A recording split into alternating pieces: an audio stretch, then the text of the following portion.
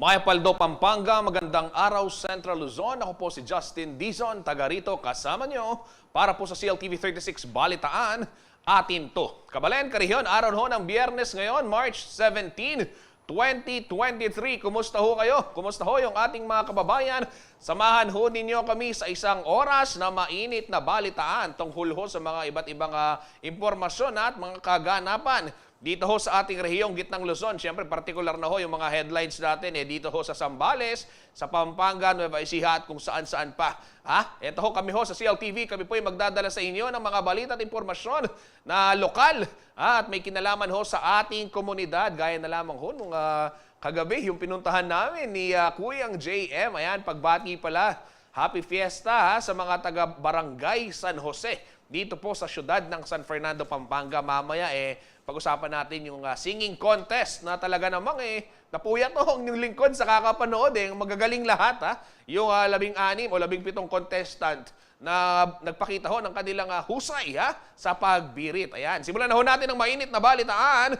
Narito na hong mga malalaking balitang nakalap ng ating news team ngayon hong Biyernes ng umaga.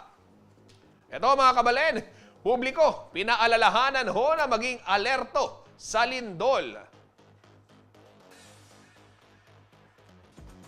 Mga nagparehistro ng SIM, nasa 26% pa lamang ng lahat ng mga subscriber ayon ho yan sa NTC. Presyo ng bigas patuloy sa pagtaas. Pangakong 20 pesos per kilo ni Pangulong Marcos Jr. coming soon na raw. Medical Technologies o yung AUF graduate po, top 8 sa March 2023 Medical Technologies Examination. At ito ho yung binabanggit ko kanina, ayan. Yung singkagaling, talaga hong mga taga San Jose, nagpakita ng talento sa pagbirit. CLTV 36, mas pinasaya ho ang naging kantahan. Yan.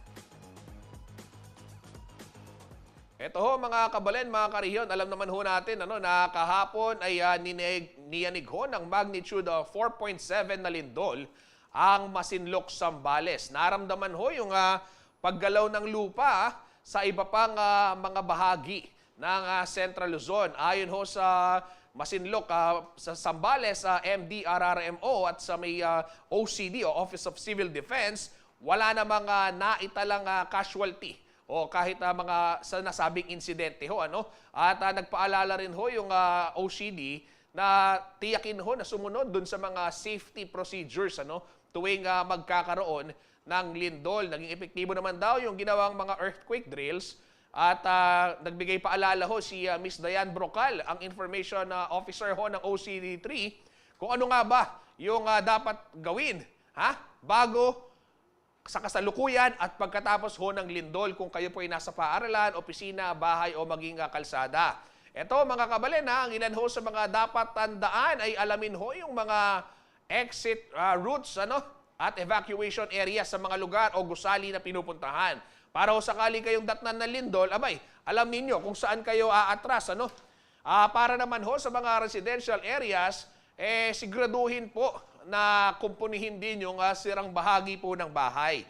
At maghanda rin nung tinatawag na family go bag. Ano ba yung laman ng mga nasa go bag? Kuyang Justin, karamihan ho sa mga laman nito, merong mahalagang dokumento, merong tubig, merong pagkain na tatagal ng hanggang 2 araw. May bigas, may dilata, at mga gamot kung kailangan, kung merong mga iniinom na may nagme-maintenance medicine ho. So basically, laman ho nito yung mga talagang pangangailangan na tatagal ho ng 2 hanggang 3 araw. At sa oras naman ho ng pagyanig, huwag hong kalimutan yung tinatawag na duck, cover and hold, at manatilihin po yung pagiging kalmado. Tumingin ho kayo sa inyong paligid. Kung merong matibay-tibay na lamesa, pwede hong sumuot dyan. At syempre, hintayin muna na kumalma yung sitwasyon. Hintayin muna na huminto ho yung paggalaw ng lupa. Dahil syempre, hindi ka rin naman makatatayo at delikado yan. Bukod sa mahihilo, pwede ka rin mabagsakan kung ano man yung mga bagay na mahuhulog. mula sa kisame o kaya naman kung may aparador dyan, payo din ho ng mga eksperto, iwasan ho yung kunwari may opisina ho kayo o may mga mesa kayo, higaan, na merong mga picture frame na nakasabit no, sa inyong uluhan o di kaya naman mga cabinet na merong mga laman na pwede hong mahulog o malaglag kung sakaling magkaroon po ng lindol.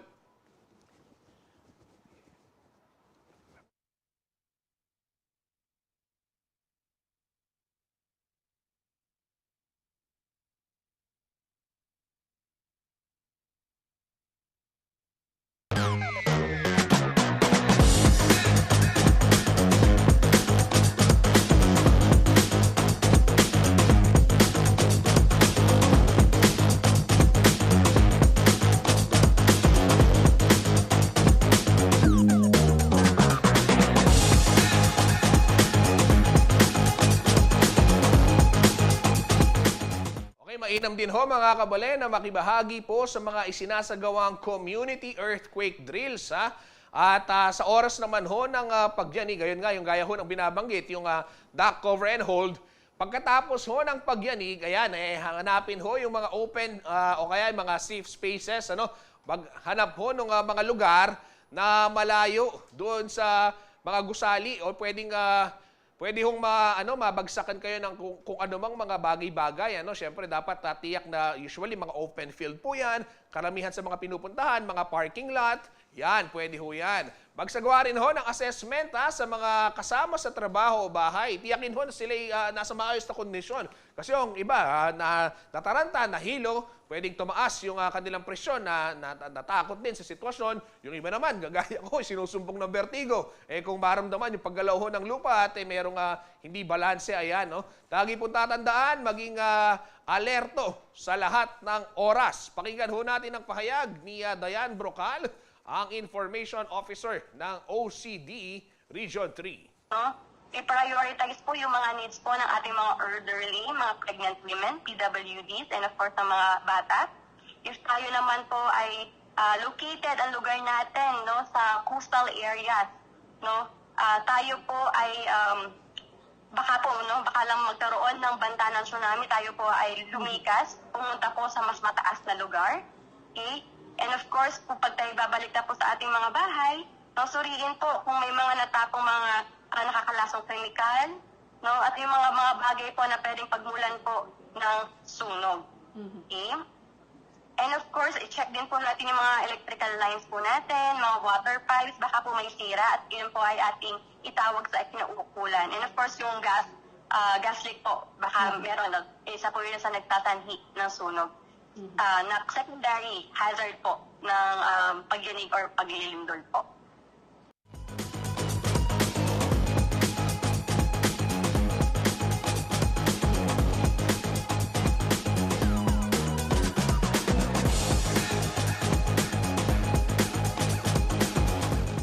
Ayan ho mga kabalen, at naway nasa mabuti ho kayong kalagayan, at gaya ho ng nabanggit, lagi ho tatandaan, importante ho yung mga maliliit na detalyeng yan, yung mga ganyang hong detalye ay posibleng magligtas ng buhay.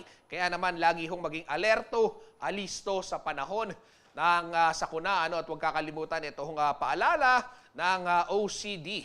Ayan, sa iba hong balita, kayo ho ba ay nakapagrehistro na ng inyong SIM?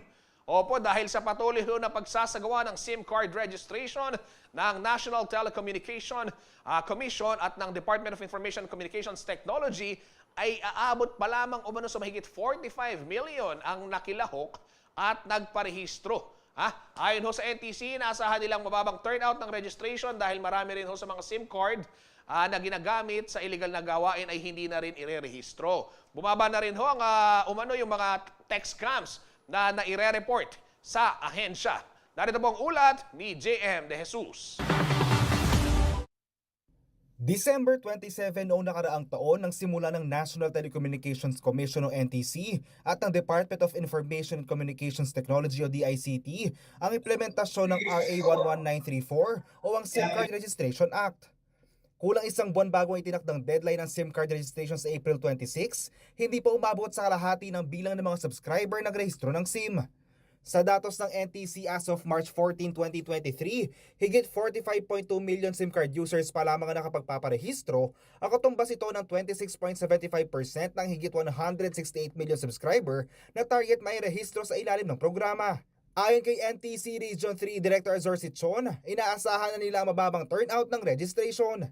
If we're going to compare it, JM, dun sa more or less 160 million registered, medyo way below.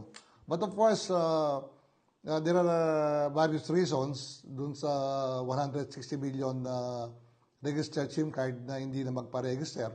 Unang-una, yung ating mga scammers. So definitely, yung mga scammers natin, hindi na sila magpapa-register, of course. Mayroon din daw kasi mga subscriber na may 2 hanggang 3 SIM at pinipili na lang irehistro ang isa sa kanilang mga ginagamit. Samantala ay binida naman ng NTC na bumaba na ang bilang ng mga inireklamong text scam sa kanilang tanggapan. Mula sa dating 1,500 complaints per day, nasa 100 na lamang daw ito ngayon.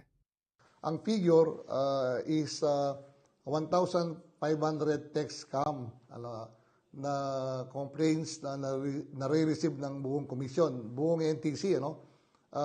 Pero nung mag-start itong SIM registration, it's now down to 100 per day.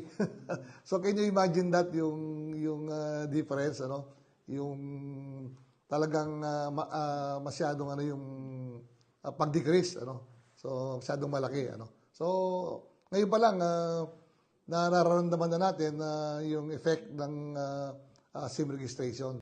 Inaasahan naman ng NTC na bababa pa ang bilang ng mga complaints pagpatak ng huling araw ng registration sa April 26, 2023. Samantala, malaking ginahawa naman ang naidulot ng pagkabawas ng text scam sa ating mga karehiyon. Mas madali na lang siya pagka parang wala na yung worry mo pagka nag-a-apply ka ng mga kung ano-ano using your cellphone number.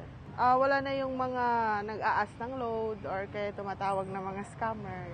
Ito okay lang, iwas sa message. Laging nagte-text kasi. Wala na pong nagte-text ngayon. Okay na po. Patuloy naman ang paalala ng NTC at DICT na huwag kakalimutang irehistro ang SIM card na gamit dahil kung hindi mawawalan ito ng signal at hindi na ito magagamit pa pagkatapos ng April 26. Pinag-aaralan pa raw ng NTC kung magkakaroon pa ng extension na nasabing deadline. Ako si JM De Jesus, taga rito, kasama nyo. Para sa CLTV 36 News, atin to.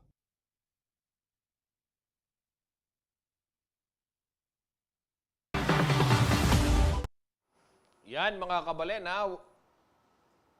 Huwag hong kakalimutan yung pagpaparehistro ng SIM at April 26 ho yung deadline.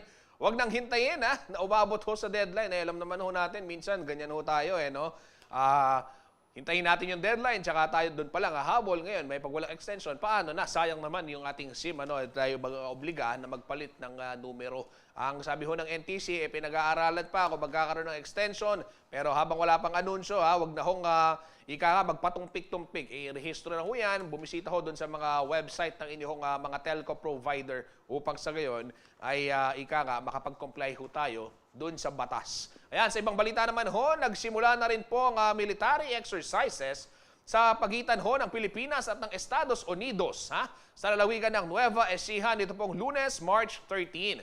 Aabot daw sa mahigit 1,000 sundalong Pinoy at 2,000 US soldier ang lumahok sa military exercises na tinawag na Salaknib Exercise 2023 o SN23. Ininaos po ang opening ceremony ng SN23 sa Fort Magsaysay, Palayan City na pinangunahan naman ni Philippine Army Commanding General Romeo Bronner Jr.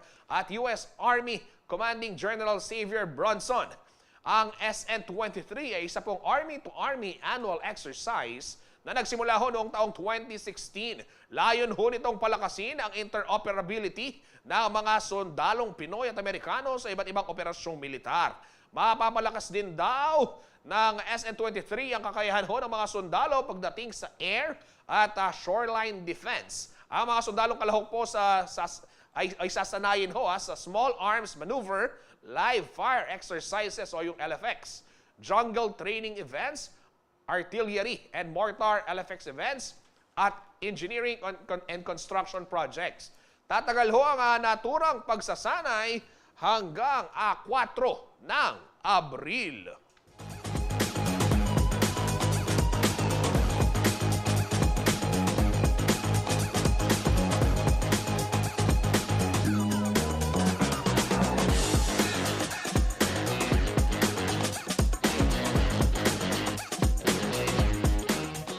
Manatiling nakatutok para sa iba pang mga nangungunang balita ngayong araw.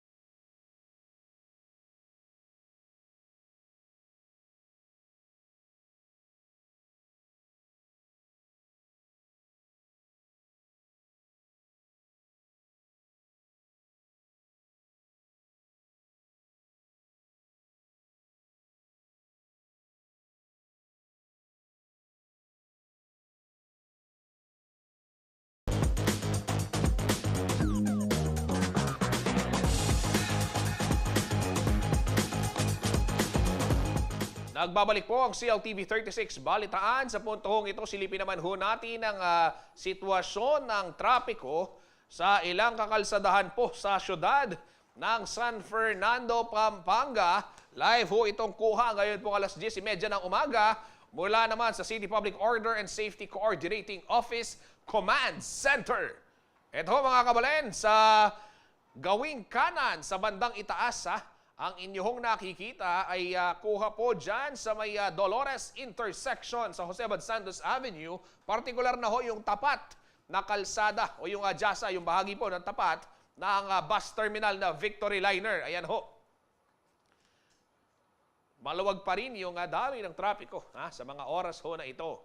Yun naman ho sa itaas, gawing kanan.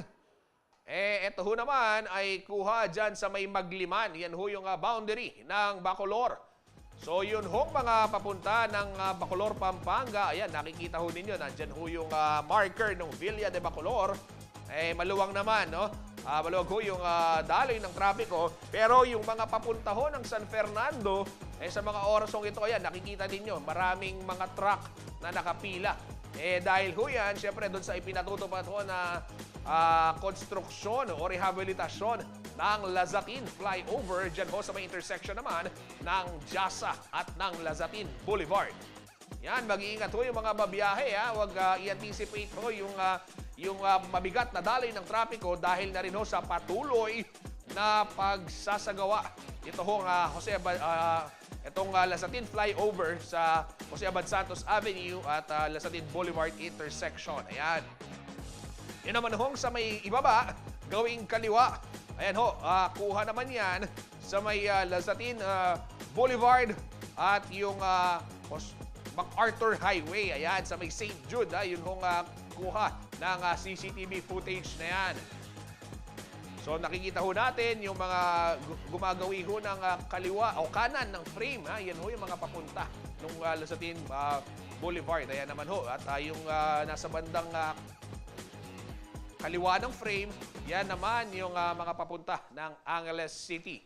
Yan ho yan sa may gawing ibaba ho yan na nasa left side ng screen. Yan.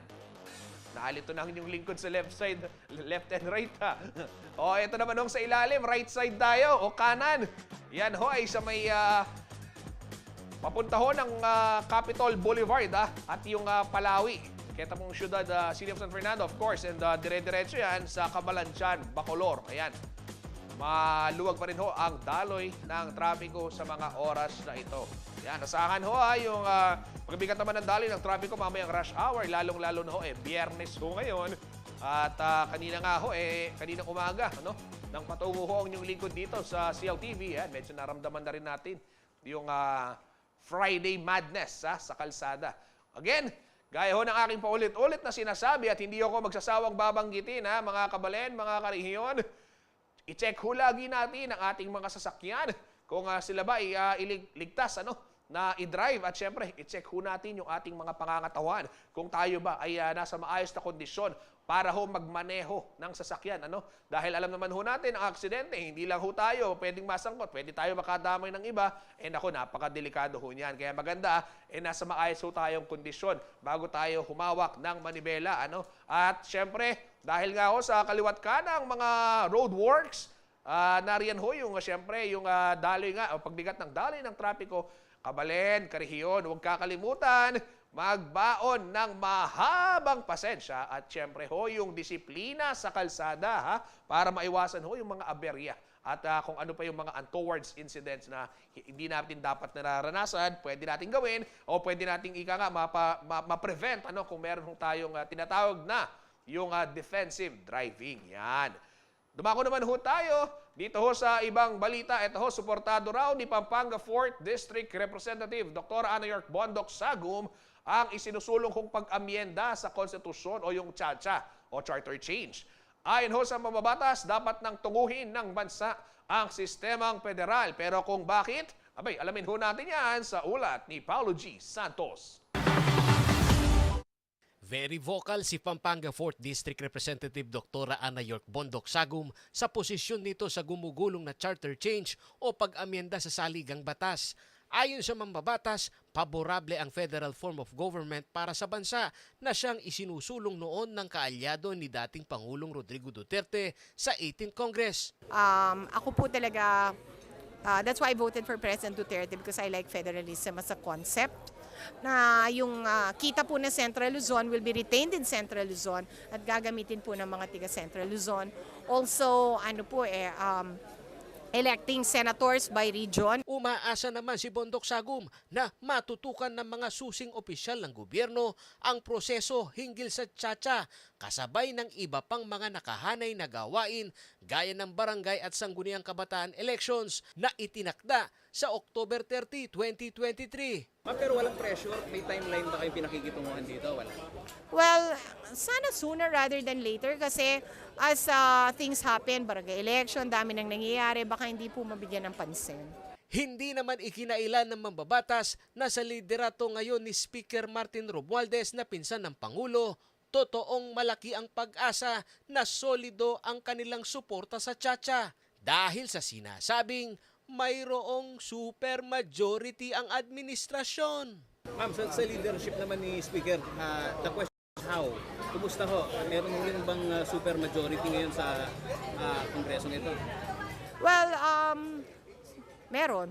Samantala, inaprubahan na ng Kamara sa third and final reading nitong Martes, March 14, ang House Bill number 7352 o panukalang nagsusulong ng Constitutional Convention para sa pag-amyenda sa konstitusyon. Ayon kay House Speaker Martin Romualdez, prioridad nila na amyendahan ang economic provisions ng saligang batas na naglilimita umano sa pagpasok ng mga dayuhang mamumuhunan sa bansa. Alinsunod daw ito sa priority measures na napagkasunduan ng Legislative Executive Development Advisory sa 8-point socio-economic agenda ng Administrasyong Marcos. Sa hiwalay naman na pahayag ni Senate President Mig Zubiri, hindi umano niya maunawaan ang mababang kapulungan ng Kongreso sa pag-apura ng tsa-tsa, gayong naplansya naman umano noon sa 18th Congress ang ilang batas na may kaugnayan sa ekonomiya. Matatandang una nang nabanggit ng constitutionalist at framer ng 1987 Constitution na si Attorney Christian Monsod na mismong sa Philippine Development Plan, walang rekomendasyon ang mga economic managers ng Pangulo sa usapin ng tsa-tsa. Mismong si Pangulong Marcos na rin ang nagsabi noon na hindi rin niya ito prioridad. If you look at the Philippine Development Plan, there is no mention at all of amendments to the Constitution. In fact, ang sabi sa Philippine Development Plan 2023 to 2028, sabi, we are open for business kasi ginawa na namin to, yung public service law, ease of doing business, lahat na ng mga laws na kailangan para buksan ang ating pintuan. Wala sa Philippine Development Plan. Endorsed by the President. Bakit nila sasabihin kailangan yan? Ako si Paulo G. Santos, taga rito kasama nyo para sa CLTV 36 News. Atin to.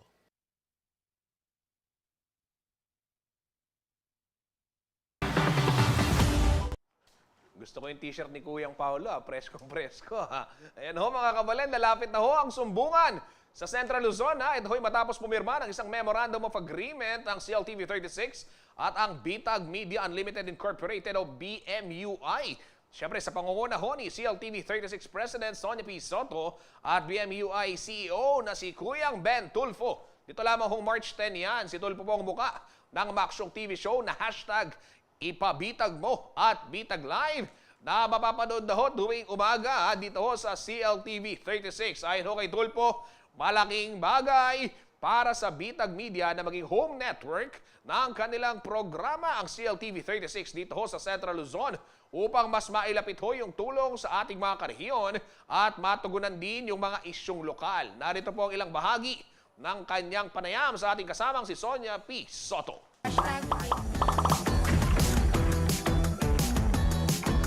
At hindi lang sa Maynila, Yes. dinadala nyo sa probinsya. Kanya nandito na yung bitag Yes. sa CLTV 36. Yes. What does it mean for you not to be part of CLTV 36? Well, number one, we felt na parang explore a regional territories such as Region 3. Malakas kayo sa Region 3. And you have, other provinces in Region 3 that were, spill over yung signaling nila sa cable din. So we felt that another thing, we see Pampanga also as an area of, progress, and you'll see a lot of establishments, businesses coming over, the expansion. And so it's a growing and fluid, community. So we believe that siguro nag-iisang TV kayo rito eh. Others are dependent sa Manila. So since you're regional and local, so you're basically localizing everything. That's kami naman kasi wala kaming worldwide, netwide, nationwide, or regional or provincial. We just would like to, feed yung aming shows regardless kung munisipyo ka or probinsya ka or rehiyon ka, syudad ka, or sa NCR ka. It doesn't make any difference. You are really trying to reach out to the communities talaga, Yes. to the grassroots. Yes. Kung nasaan yung mga masa na posibleng nangangailangan ng Yes. tulong. In the same manner, I believe that BTAG should be reaching out to the community, not the community reaching out to BTAG. Yeah. And that's the reason why from Manila, Yes. gusto magiging home network na ang CLTV Yes, 36. yes, What does it mean pag sinabing home network ang CLTV 36 sa Central Luzon? What does it mean? It's a big thing for us because Central Luzon is an area where you have a different, different, sabihin natin, different taste, flavor, and aroma ng mga issues ninyo rito as compared to national. Kasi masyado akong national. That's more in socio-economic, more in terms. But now you have to balance what's going on the regional. Yan, mga kabalen, simula ho sa March 20, mapapanood ho yung Bitag Live at hashtag ipabitag mo. Kasama ho si Ben Tulfo. Ayan, Monday to Friday ho yan. Yun hong Bitag Live, alas 8 ng umaga hanggang alas 9 ng umaga at 10:30 naman hanggang 12 noon yung hashtag ipabitag mo. Dito lamang ho yan sa CLTV 36 Free TV at sa aming 39 cable partners at maging sa Signal Channel 115. Ayan. Samantala, dumako naman ho tayo sa ibang balita. Isang kabalen ho ang nagbigay ng karangalan sa Pilipinas matapos pong masungkit ang silver medal sa Women's Light Heavyweight category ng 16th ASEAN Taekwondo Championship na ginanap ho nitong March 11 to 12 sa Ayala Mall, Manila Bay, Parañaque City. Si Arsha Raija Valenzuela na mula ho sa Mexico, Pampanga, ang nag-iisang Kapampangan na kinatawan ho ng bansa sa nasabing kompetisyon. Ang Philippine Taekwondo Association ang naging punong abala sa 16th ASEAN Taekwondo Championship, isang pre-Southeast Asian Games showdown. Humigit kumulang 400 atleta, opisyal at international referees mula po sa Brunei, Cambodia, Indonesia, Malaysia, Singapore, Vietnam, Laos at Pilipinas ang nakibahagi sa nasabing kompetisyon.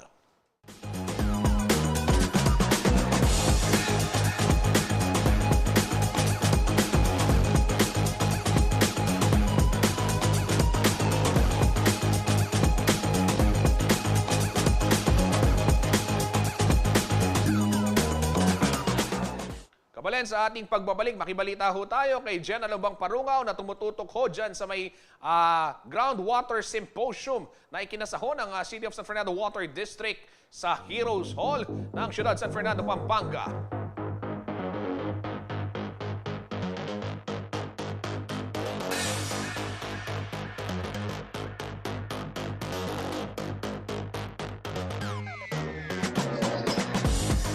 Check ko na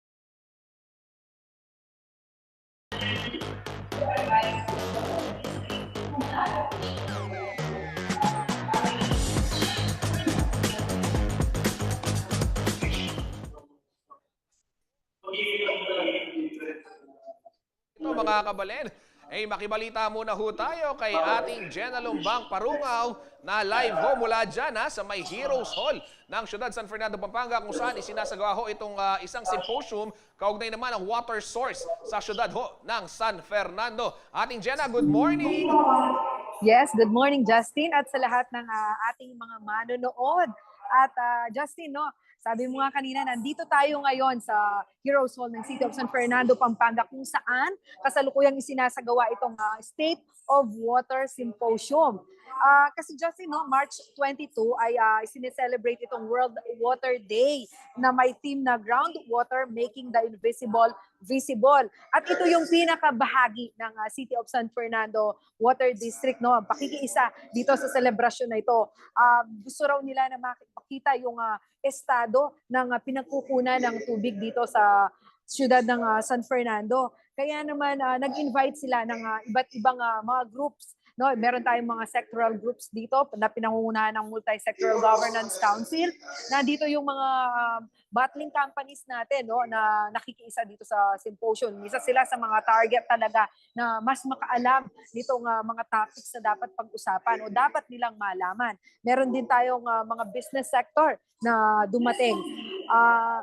Kasama sa mga pag-uusapan, Justin, no, dito sa symposium na ito ay yung sabi nga natin, yung State of Water ng San Fernando, kung saan nag-invite sila from NWRB o itong National Water Resources Board. Tatalakayin ng NWRB yung water resources management in the Philippines. Nandito rin ang Department of Health kung saan yun namang kalidad ng tubig yung kanilang ipepresenta. At ang Office of the Government Corporate Council, ang pag-uusapan naman dito ay yung water security, protection, and conservation.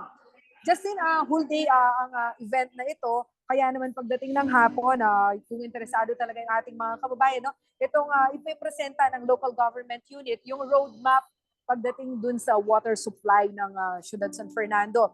Nandito rin yung may development kasing ginagawa sa syudad, no, yung construction ng septage treatment facility. So ipepresenta yan ng Prime Water kung ano na yung ng estado ng proyektong ito. Justin? Ating Jenna, marami kang nabanggit ng mga dumalo, marami kang mga nabanggit na stakeholders at I understand, gaya na sinabi mo, this is a maghapon, whole day po yung event, But ito ba, Ating Jenna, ano yung kahalagahan ng ganyang symposium at based doon sa mga napag-usapan kanina talk, mga seminar dyan, ano na ba yung kalagayan ng water source o yung groundwater na sinasabi natin kung saan pinagkukuhanan nga ng tubig ng syudad sa mga panahong ito? Kasi alam mo kasi nakipag-partner ang Water District sa CLTV 36 para gumawa ng isang komprehensibong report sa estado ng groundwater dito sa siyudad ng San Fernando. Actually, katatapos lang ipresenta yung ginawa natin. No? Dito nakita nila na ang City of San Fernando ay parang lantad siya dun sa banda ng land subsidence o paglubog ng lupa kasi nga because of water extraction, yung pagsipsip ng lupa sa ilalim ng pagsipsip ng tubig sa ilalim ng lupa dito sa syudad ay napakalakas. Bakit, Justin? Kasi meron tayo ditong 60,400 households na nangangailangan ng tubig. Gaano ba kalaking tubig ang pinag-uusapan natin na kailangan?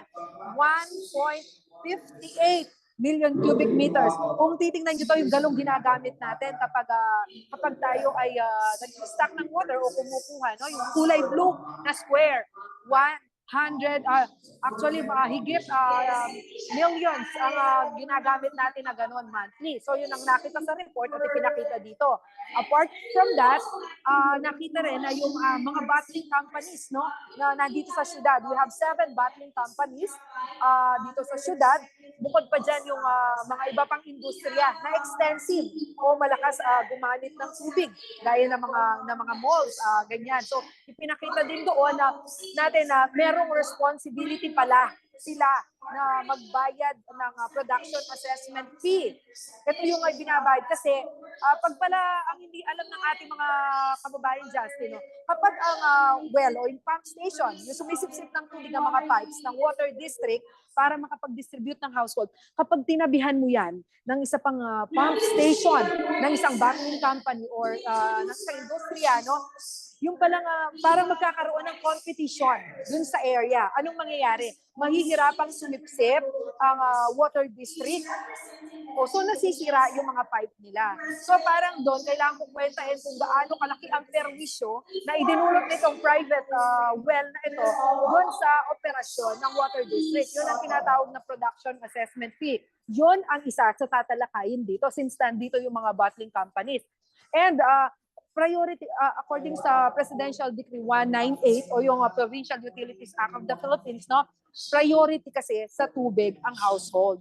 So, ganun ang pagtingin dito kung bakit merong symposium na mga ganito. Ang daming kailangang anggulong maintindihan ng mga tao, kailangan maintindihan ng ibang sektor at maintindihan ng mga private companies na nagpunta dito sa Ciudad San Fernando at gumagamit dito sa natural resources ng syudad. Justin. Napakahalaga pala ating Jenna ng ganyang tatalakayin kasi sa unang tingin baka sabihin natin may tubig naman tumutulong sa aming gripo at hindi ako dapat mabahala o ano tawag dito, mag-worry dyan sa sitwasyong iyan, pero ito nandyan talagang apektado yung mga households. Ate Jenna, kailan ba mapapanood yung inihanda nating dokumentaryo upang sa ganun maimbitahan din natin yung ating mga kababayan na syempre ipapalabas natin yan sa CLTV 36, available din yan, magiging available din yan sa ating mga social media accounts sa YouTube at sa Facebook. Justin, ito ay napaka-komprehensibong ulat. So 5 bahagi yan. Yung unang 3 bahagi ay tumatalakay dun sa paglubog ng lupa sa Ciudad San Fernando, dito sa Port District and somewhere in Bulacan. Yung ika-4 na bahagi ay pagpapaliwanag. Ano ba ang nagiging dahilan ng paglubog? At pumapasok nga dito yung groundwater extraction. At pang-5, hindi lang dapat na ipresenta natin yung problema, ano yung mga solusyon. Yan ang dapat malaman din ng ating mga kababayan. So, every day, starting on Monday, ay may ipalalabas na tayo isa-isang bahagi na kailangang tutukan ng ating mga kabalen. Justin, ito, parang special report na rin natin ito, hindi lamang sa pakikiisa natin sa World Water Day celebration, kundi sa celebration na rin ng 16th anniversary ng CLTV 36. Yan, excited na kami, ating Jenna, na mapanood yung iyong pinaghirapang dokumentaryo. Ayan, abangan ho ninyo mga kabalen, mga kariyon, ha? At panoorin ho si ating Jenna Lubang Parungaw na sumakay ng bangka. Ayan, talagang maliban sa pagmamangka, marami ho siyang napuntahan at talagang doon nakita at ikwento niya sa atin. O ikwento niya sa atin, ano nga ba yung kahalagahan nito nga pagsunod ho sa mga itinatakda ng batas, kaugnay naman sa konserbasyon ng tubig at yung pangangalagaan rin ng ating pinagkukuhanan ng tubig, ng kalikasan at yung kagyat na epekto ho nito sa mga mamamayan. Yan ho ang ating dapat tutukan, dapat abangan. Maraming salamat. Ate Jenna Lubang Parungaw, live na nag-uulat ho mula dyan sa may Heroes Hall ng siyudad San Fernando, Pampanga. Yan ho mga kabalen, dumako naman tayo sa ibang balita. Ayan ho, ito ho, isang alumni ng Angeles University Foundation o AUF ang pasok ho sa top 10 ng March 2023 Medical Technologist o MedTech Licensure Examination. Nasungkit ho ni Jackie Lind Punsalan, Talosig ang top 8 spot na may grado hong 91.20%. Ayan.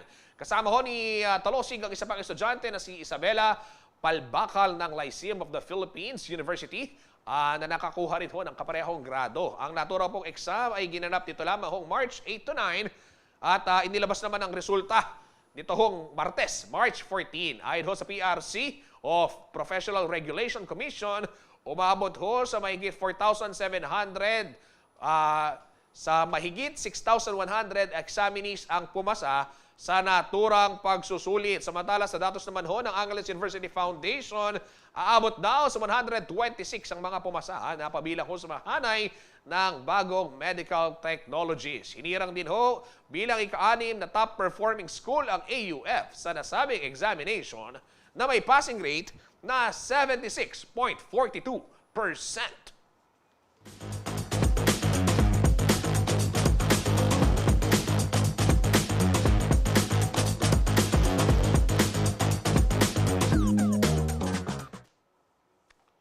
Marami bang may init na balita sa pagbabalik ng CLTV 36 Balitaan? Atin to.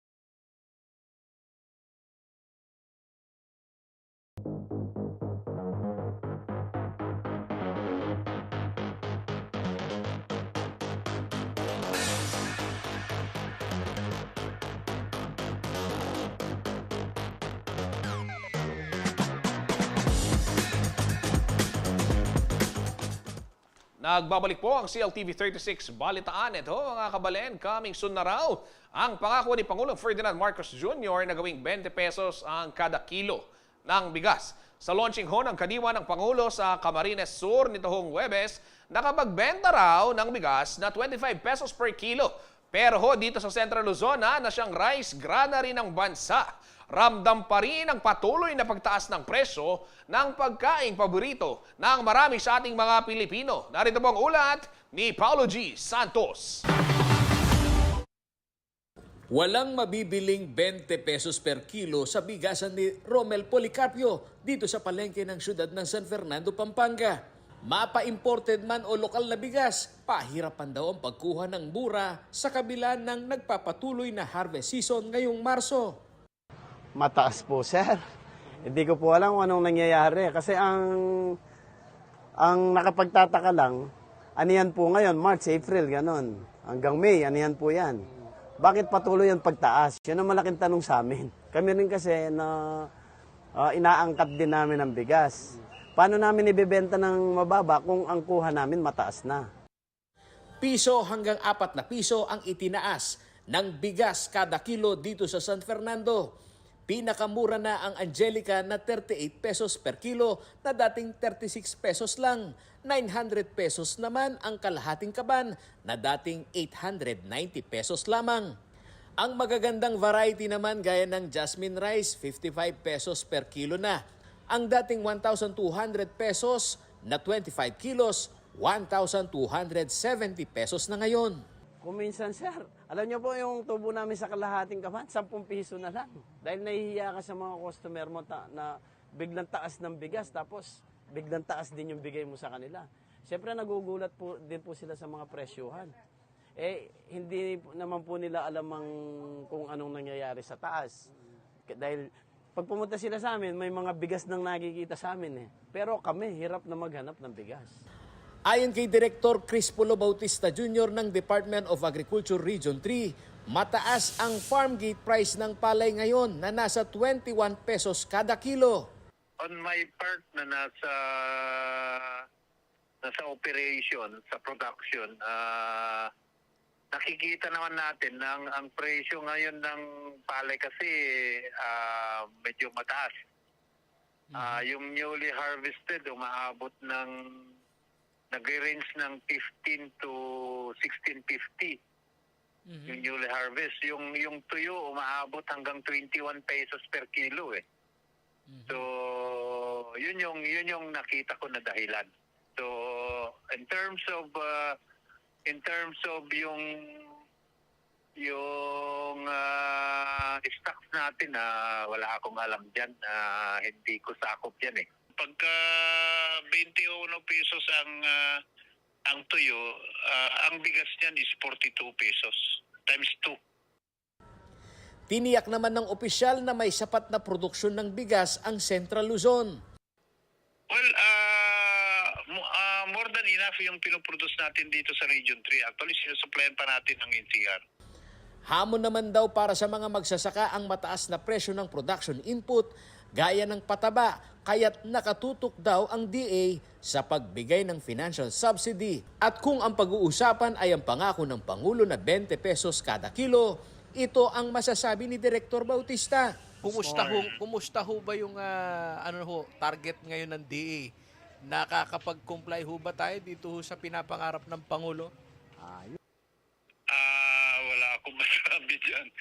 Medyo mahirap yung pangako ng ating presidente. So, ginagawan ng paraan na yung production cost ng ating mga magsaka through government assistance, mapababa natin. Maatin lang natin yan pagka mapababa natin ang production cost. Samantala, sa pagpapasinaya ng Pangulong Ferdinand Marcos Jr. sa kadiwa ng Pangulo Program sa Camarines Sur nitong Huwebes, March 16, sinabi nitong malapit na ang katuparan ng kanyang pangakong 20 pesos kada kilo na bigas sa kabila ng pagtaas ng presyo nito. Makikita ninyo yung halimbawa yung bigas, yung aking pangarap na sinabi na nung bago akong upo na sana mapababa natin ang presyo ng bigas ng 20 piso. Hindi pa tayo umaabot doon. Dahan-dahan palapit. Nasa 25 piso na lang tayo. Konti na lang. May bababa natin yan. Tapos yung ginawa natin, halimbawa doon sa sibuyas, ganun din. Para biglang nagtaasan lahat, na kulang sa produksyon, ginawa namin, ay dinagdagan namin para bumaba rin ang presyo. Asukal, ganun din. Ako si Paulo G. Santos, taga rito kasama nyo para sa CLTV 36 News. Atin to. Yan mga kabalen ha. At eto, dumako naman tayo sa ibang balita. Eto ho, kagabi, nako, marami ang natuwa at talagang nag-enjoy sa sinagawang singing contest na tinawag na Sing Ka Galing. Diyan ho sa may Barangay San Jose sa syudad ho ng San Fernando, Pampanga. Abay, 17 contestant lang naman ang nagpakitang gilas sa biritan. At talagang nakita ho natin, sinuportahan sila ng kanilang mga kabarangay, ng kanilang mga kapurok. Yan ho yung singing contest na Sing Ka Galing. At syempre present din ho yung Motyaning San Jose sa naturang pagtitipon. Inorganisa ho yan ng barangay council, ng barangay government, no? Sa pamumuno po ni Kapitana Mercy Macabali. Ayan, maraming salamat kay Kapitana Mercy Macabali dahil winelcome din ho nila yung CLTV 36 GG truck. Yan ho yung bagong GG truck o asset ho ng CLTV 36 kung saan pumupunta ho yan sa bawat barangay.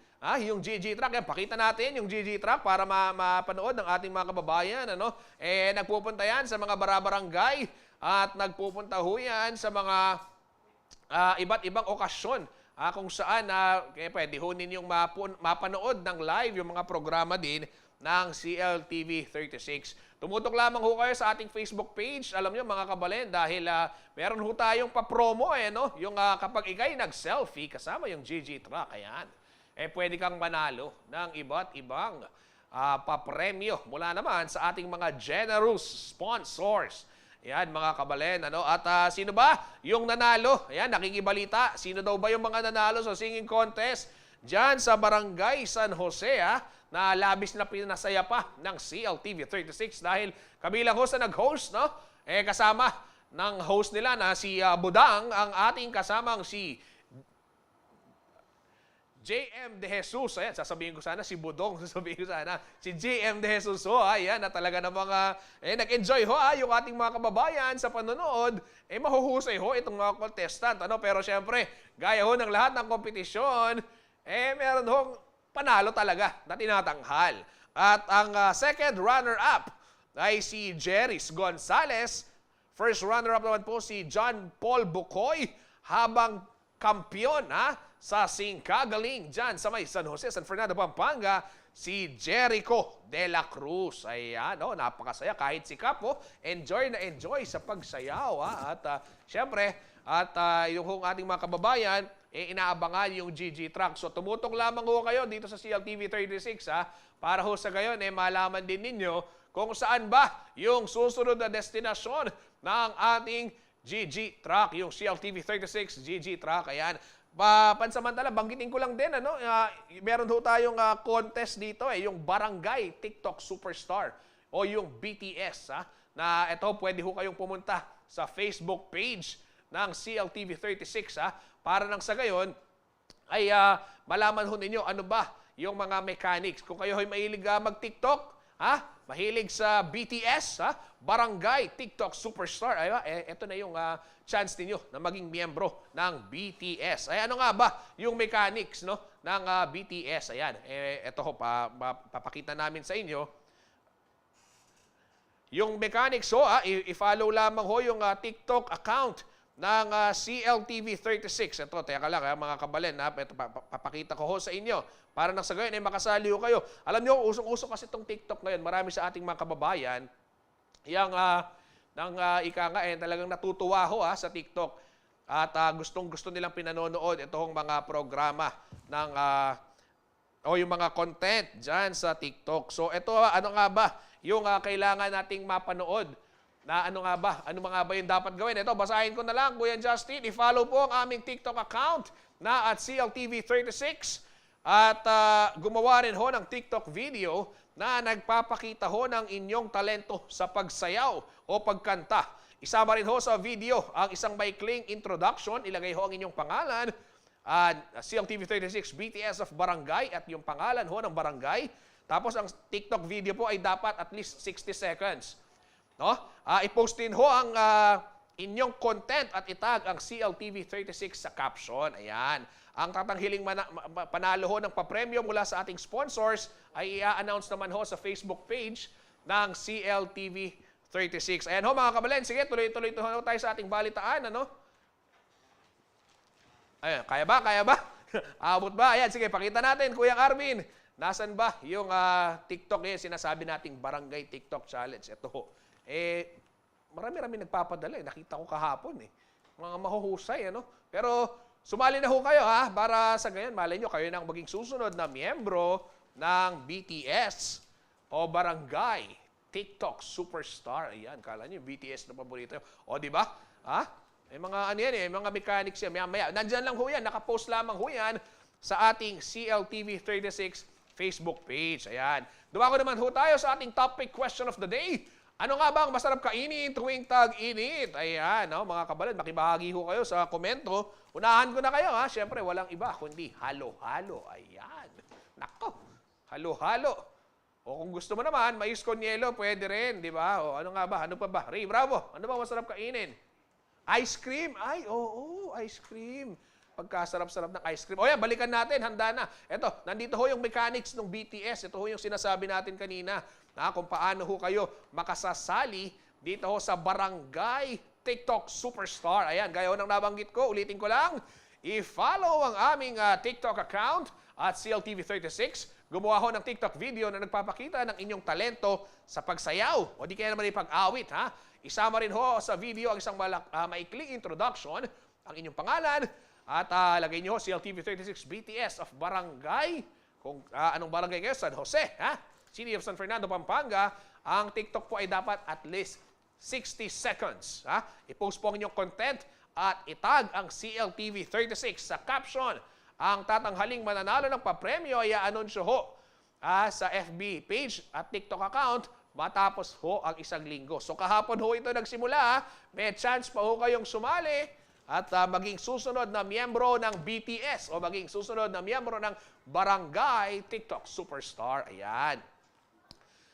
Sige po, ako'y magpapaalam na mga kabalen, mga karehiyon at sa atin pong pagbabalik mamayang alas 12 ng tanghali, samahan ho natin si Kuyang Jody Mercado sa topic kung saan magiging bisita ho niya si Edison Regine Mandap, isa hong producer at head organizer ng Sirena Ning Lara 2023. Yan.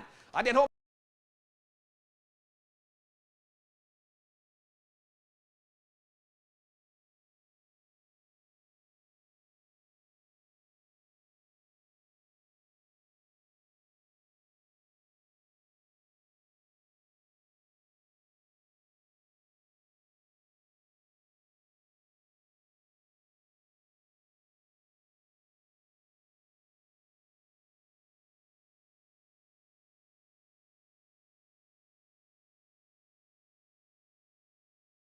ng CLTV via Signal Channel 115 at sa ating 39 cable partners dito po sa Central Luzon, maging sa Free TV Channel 36. Kasama po ang buong puwersa ng CLTV 36 News and Current Affairs. Ako po si Justin Dizon, taga rito kasama nyo para sa CLTV 36 Balitaan. Atin to.